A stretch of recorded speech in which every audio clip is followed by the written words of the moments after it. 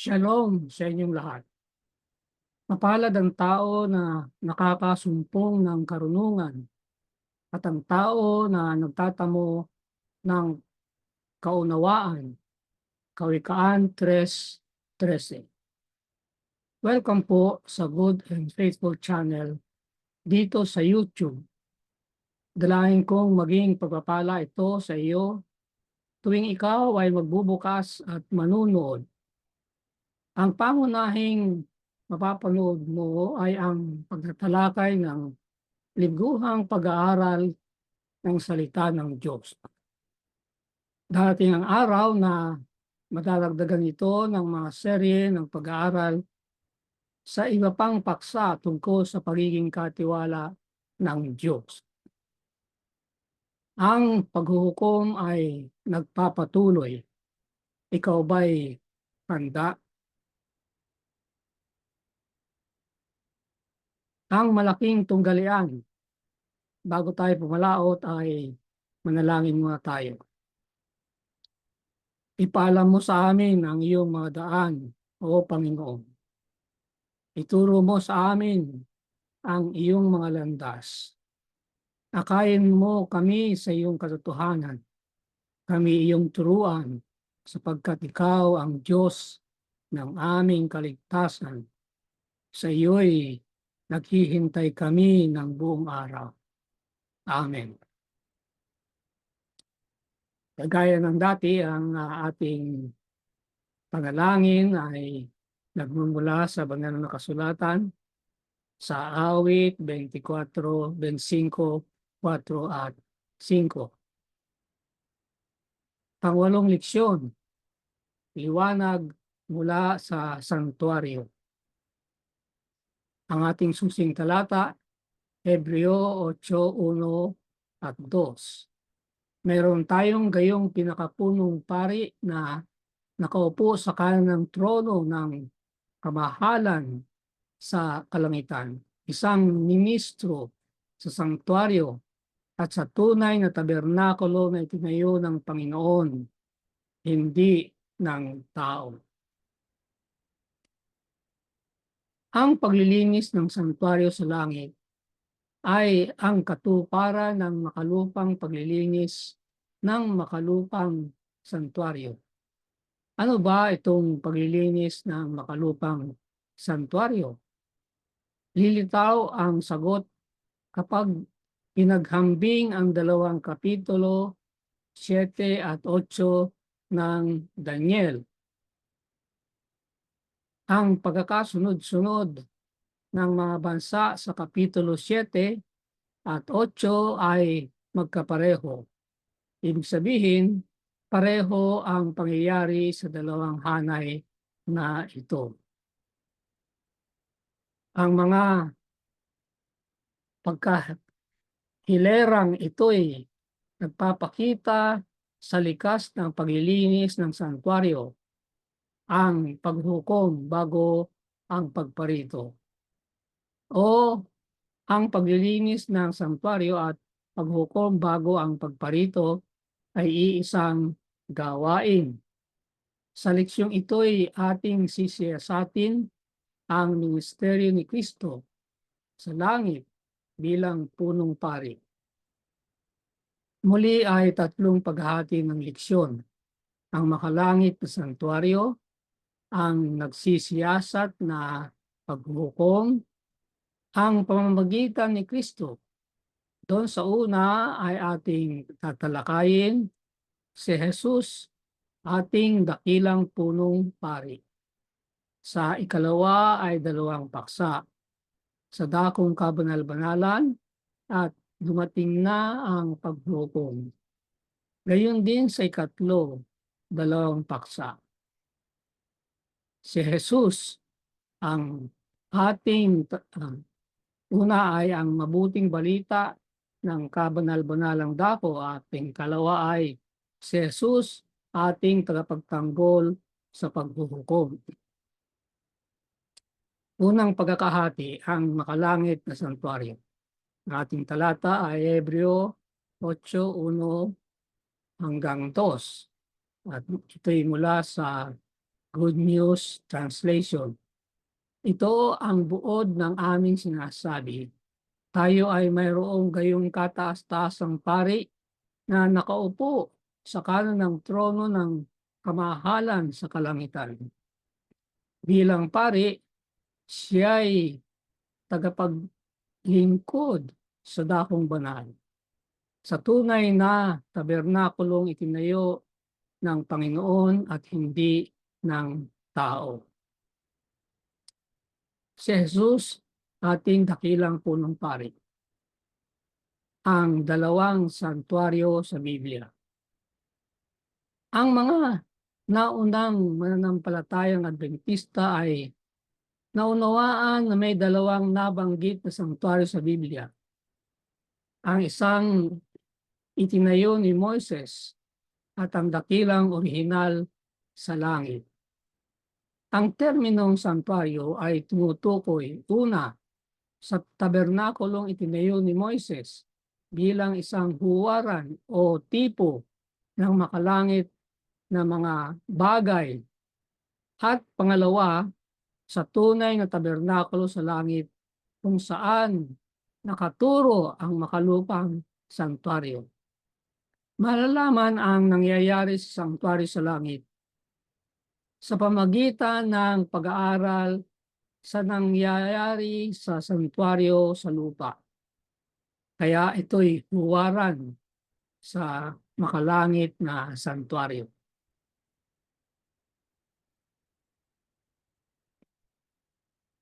Sa kamatayan ni Kristo ay nawala ang kahalagahan ng normal na serbisyo. Ang tunay na tabernakulo sa langit ay ang santuario ng bagong tipan, at samantalang ang propesiya ni Daniel ng Daniel 8:14 ay natupad sa kapanahonang ito. Ang santuario na tinutukoy nito ay ang santuario sa bagong tipan, ang makalangit na santuario. Kaya nga sa katapusan ng 2,300 mga araw noong 1844, wala nang santuario sa lupa na sa maraming daang taon. Kaya ang propesiya ay nakaturo sa santuario sa langit. Kung naunawaan lamang ni William Miller ito, ay hindi sana nila naranasan ang malaking pagkabigo ng 1844. Relasyon sa pagitan ng dalawang ito, yung dalawang santuario. Ang santuario sa ilang ay isang maliit na modelo ng makalangit na santuario. Ang mga serbisyo sa makalupang santuario ay inilalarawan ang banal na panukala ng kaligtasan ng Diyos na ipinakita sa makalangit na santuario. Bawat haing inihahandog ay kumakatawan sa hain ni Jesus sa krus ng Kalbaryo. Siya, ayon sa Juan 1:29, ang kordero ng Diyos. Sa pamagitan ng banal na hain ni Kristo, tayo'y malaya mula sa kahatulan ng kasalanan. Ang kapatawaran ay atin. Namamagitan si Jesus sa makalangit na santuario. Lagi siyang nabubuhay upang mamagitan. Sabi sa Hebreo 7:24, siya ay may kakayahang iligtas ng lubos ang mga lumalapit sa Diyos sa pamagitan niya. Yamang lagi siyang nabubuhay upang mamamagitan para sa kanila. Wala na tayo sa ilalim ng pagkakaalipin o inalipin sa ating makasalanang likas. Kay Kristo tayo malaya mula sa kahatulan ng kasalanan at malaya mula sa kontrol ng kasalanan. Samantalang kumakapit tayo kay Kristo sa pamamagitan ng pananampalataya, ay mayroon tayong katiyakan ng kaligtasan. Ikalawang pagkakahati ang nagsisiyasat na paghukom.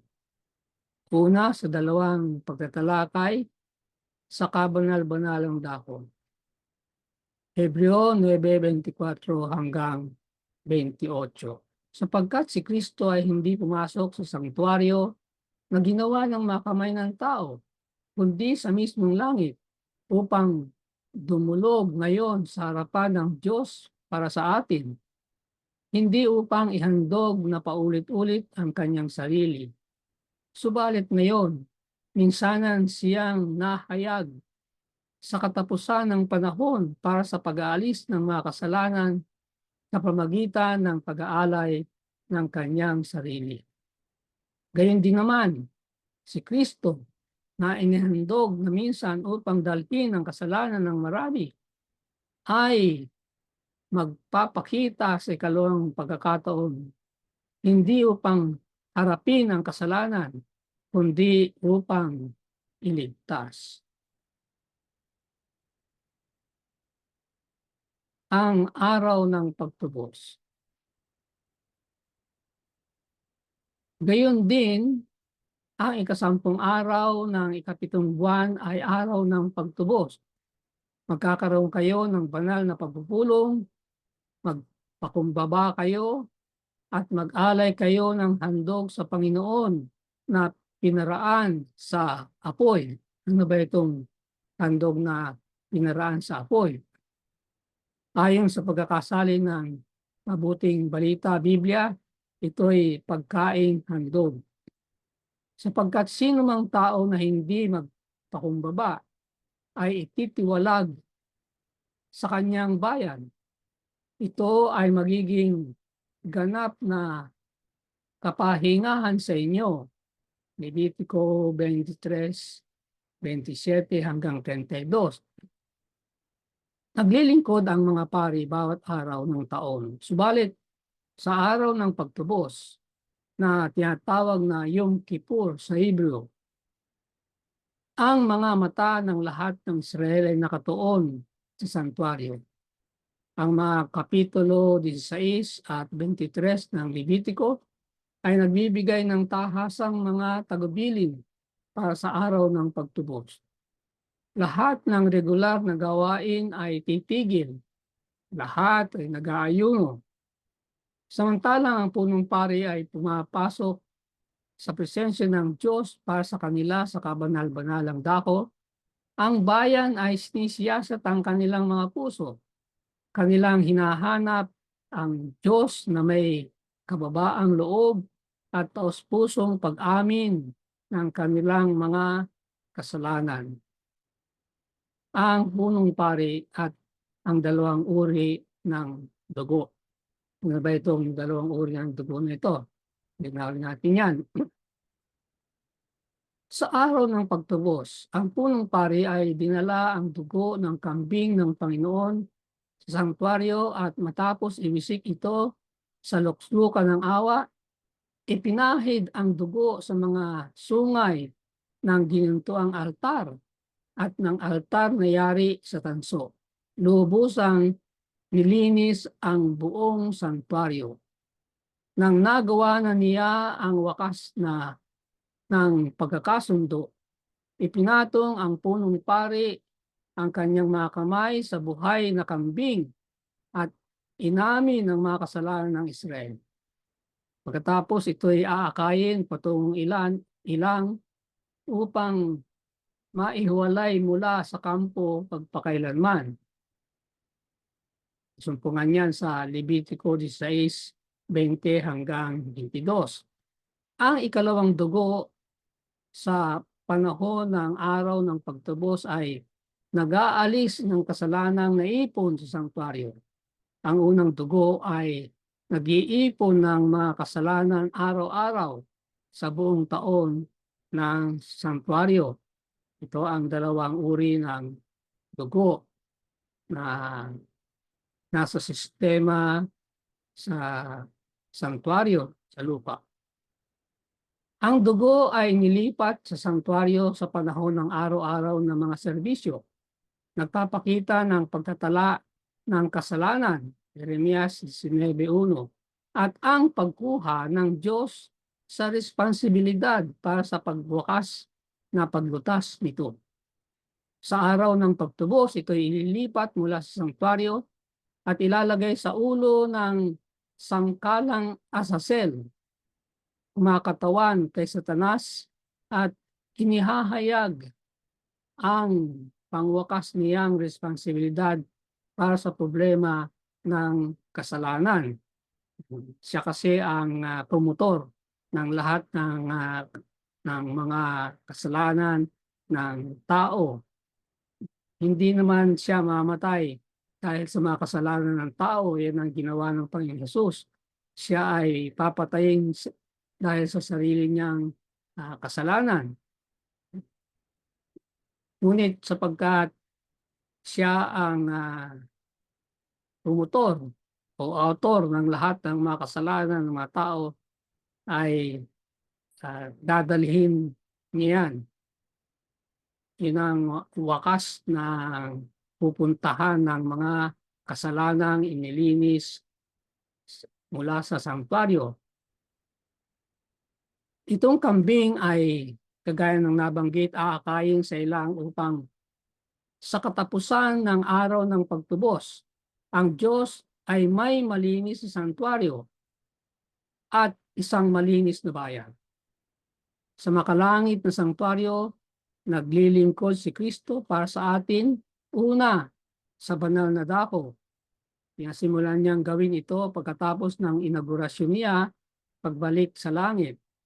At ngayon, sa kabanal-banalang dako mula ng 1844, sa katapusan ng 2,300 mga araw. Si Kristo at banal at kabanal-banalang mga dako.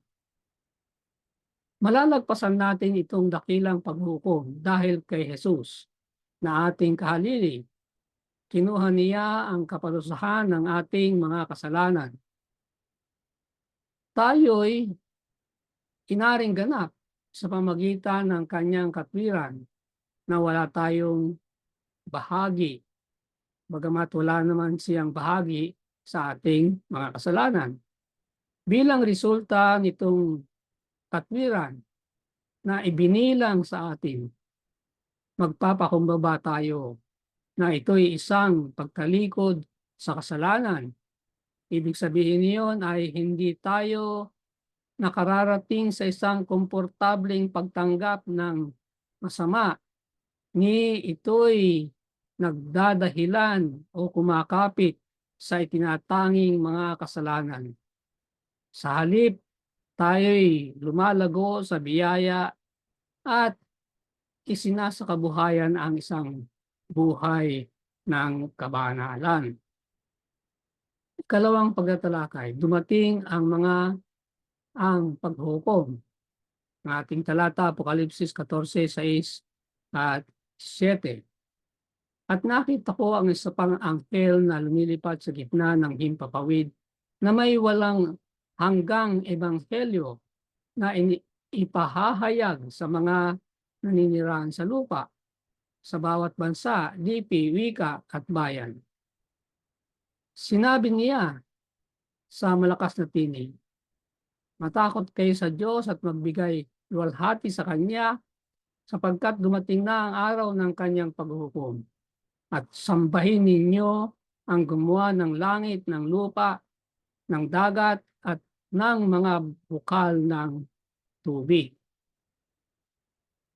Ang paghukom sa Biblia, sinasabi sa Ecclesiastes 12:14, sapagkat dadalhin ng Diyos ang bawat gawa sa paghukom, pati ang bawat lihim na bagay, maging ito ay mabuti at masama. Ang punto rito ay lahat. Walang hindi. Mabuti, masama, lihim o hayag. Yan ang gawain ng paghukom.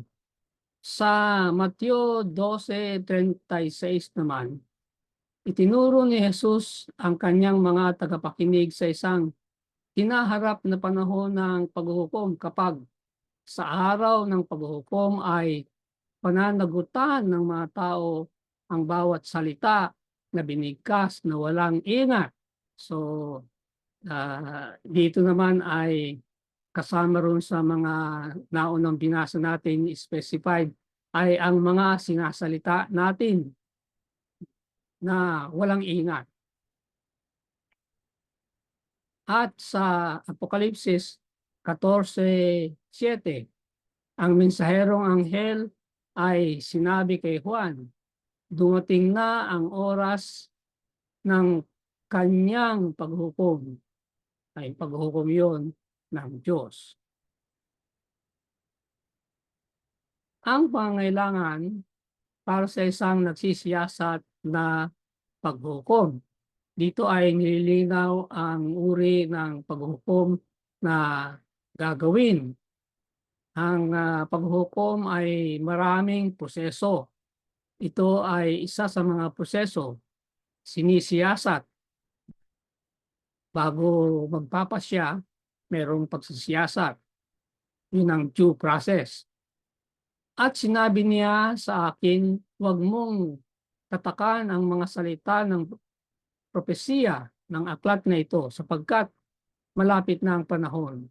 Ang masama ay hayaang magpakasama pa, at ang marumi ay hayaang magpakarumi pa, at ang matwid ay hayaang maging matwid pa, at ang banal ay hayaang magpakabanal pa. Apokalipsis 22:10 at 11. Hindi natin dapat katakutan ang paghukom. Kapag ang gawain ng pagsisiyasat ay matapos, kapag ang mga kaso nung sa lahat ng sa kapanahunan ay naghayag na sila'y mga tagasunod ni Kristo ay nasiyasat at napagpasyahan. Kung gayon, magsasara ang pagsubok at ang pintuan ng awa ay isasara. Sa atin ang kapatawaran. Sa atin ang kalayaan mula sa sala. Sa atin ang kapangyarihan upang mamuhay na banal. At atin ang pangwakas na tagumpay. So, ano ikakatakot? Pangatlong pagkakahati, ang pamamagitan ni Kristo. Una, sa dalawang pagtatalakay, ang mabuting balita ng kabanal-banalang dako. Ang ating talata ay Hebreo 4:14 hanggang 16. Ang mabuting balita,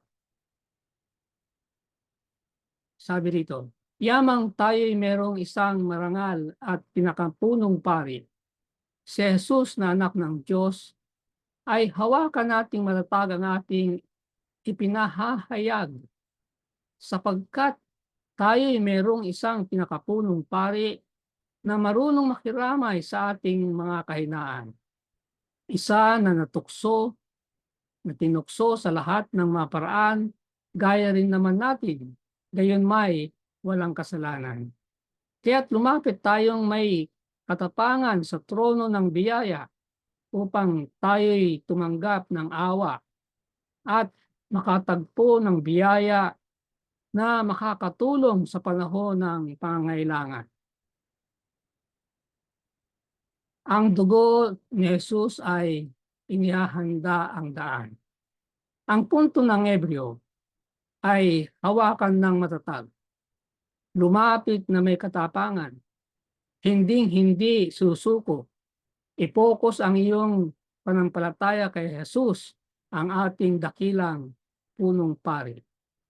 Sa bawat hakbang ay inihahanda ang daan ng dugo ni Jesus.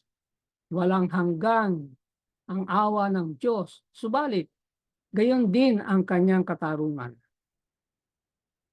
Ang katarungan ay hindi matatanggap ang hain ni Kristo bilang pantubos para sa ating mga paglabag, maliban gagarantihan muna ni Jesus ang na patatawarin ang ating mga kasalanan at ikalawa ay buburahin ang mga ito. Kaya kay Jesus ay meron tayo ng lahat ng kailangan natin. Sa pamamagitan ng pananampalataya ay maaari tayong pumasok sa sanctuary sa langit sa pamamagitan ng bago at buhay na daan na binuksan ni Jesus upang magamit. Tumitingin sa bulwagan, makikita natin ang dugo sa mga sungay ng altar na yari sa tanso. Sa banal na dako, makikita natin ang dugo sa mga ginintuang sungay ng altar ng insenso. Mamamasdan natin ang naiwisik na dugo sa tabing bago ang luklukan ng awa. Ang ugnayan sa pagitan ng kautusan at ang ebanghelyo.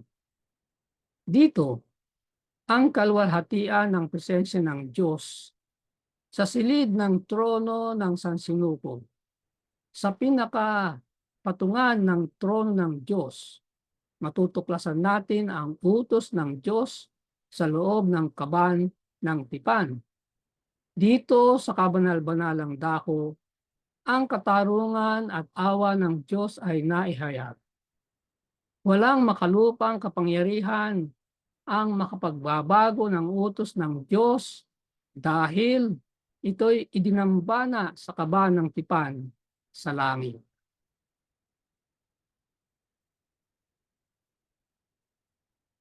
Pumapasok sa pamamagitan ng pananampalataya sa sanctuary sa langit.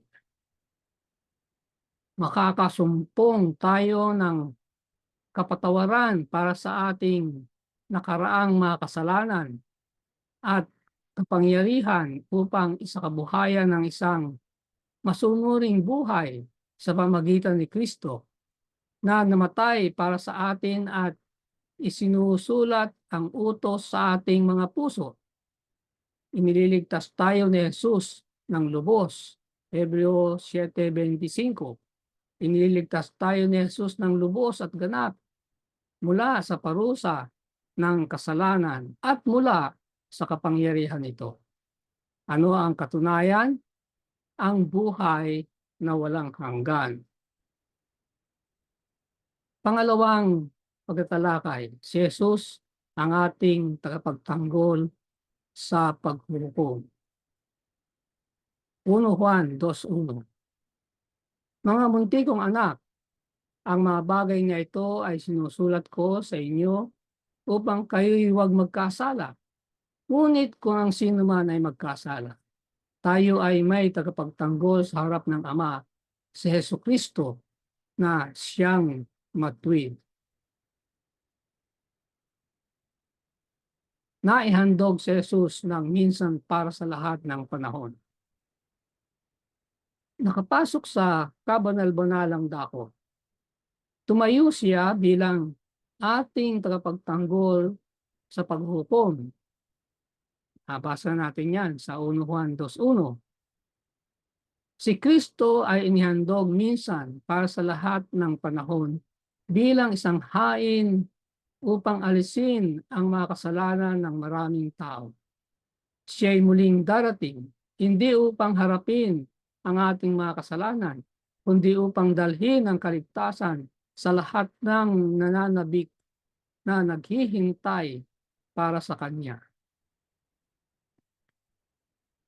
Dahil ang Kanyang hain at pamamagitan, naaksyonan ang kasalanan.